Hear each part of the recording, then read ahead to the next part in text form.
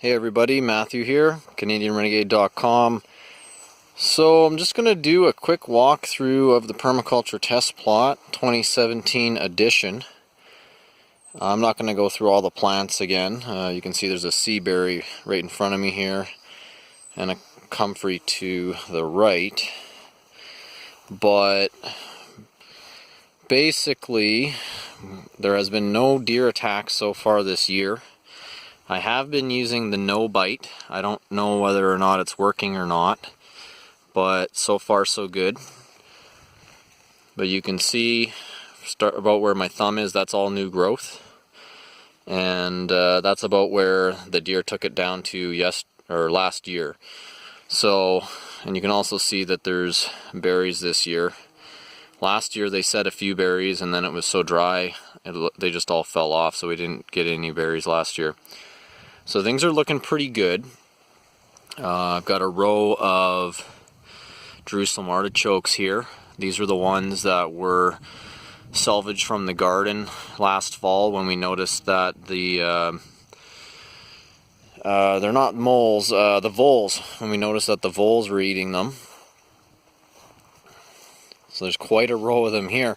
They actually came up really late.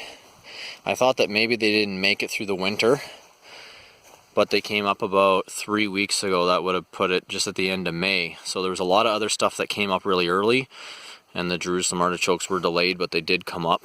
But mainly I think what I'm going to talk about today is these comfrey plants here. So these are the first comfrey plants I planted in this plot, and they are about armpit height. Like my arm is pretty much straight out right now. And that's how tall they are. That's the growth since they started growing in the spring. I think they probably came through, they were one of the first things up in the garden. They came through probably at the beginning of May, even before a lot of the trees had leaves and stuff like that, so that was kind of interesting. One thing about comfrey is it is one of the few plants, I'm just going to back up a second here for more perspective. It is one of the few plants that will compete with quackgrass, and it basically just smothers it. So it can definitely be something for the garden. I've actually heard people making several rows of it to act as a barrier to prevent grass from getting into orchards and things like that. So that's an idea. Another thing, if we come down here, what you can see, like if we look at the base there, sorry about that, there's a leaf in the way. Look at the base there, there's a few blades of grass here, but basically, yeah, stuff will grow under it, but nothing really thrives. So comfrey is just an amazing plant.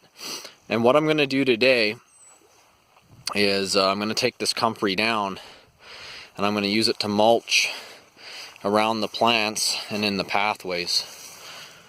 So a few weeks ago, 2-3 weeks ago, I did a quick weeding in here. You can see it is in quite a bit of disarray, but like I've mentioned before, the plants don't really care. I'm going to maybe do a little bit of weeding down there at the end. There's still quite a few dandelions, and then I'm going to lay this stuff down. There's also a few more smaller ones at the far end. There was one that was at the beginning of the video there. So I'm going to use that to mulch, and probably in another month it'll be almost this big again. So that's the beauty of just the amount of biomass that the comfrey builds. I'm very impressed with how it's working, and it is a nutrient accumulator, although there is some debate over whether or not the nutrient accumulating plants actually work or not, but I think that they do. At the very least, having this much mulch on the ground is going to be beneficial. Okay, so I'm going to go get to work here for a little bit, and I'm going to come back after everything is done and laid out. So it looks a lot different now. I left a little bit, some of the smaller shoots I left. I figured it would regrow a little faster that way. I do have a comfrey from down on the other end down there that's encroaching on horseradish root. So I'm probably going to move it, and I did notice there's like a bare spot right here with no comfrey, so I'll probably move that root over here. And so I opened this up a little bit more light for some of these Jerusalem artichokes over here. And you can see the area that I've mulched around these Saskatoons, and in between the Saskatoons and the Jerusalem artichokes here.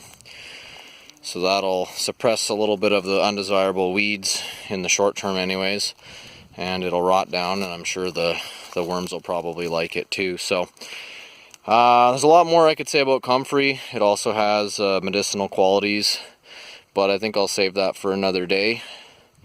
So hopefully you enjoyed this video. Comment, like, and subscribe. And until next time, take care. Actually, I just had a thought. Just walking by the garden here. So this is the perennial garden. It's June 19th. And that is an annual garden.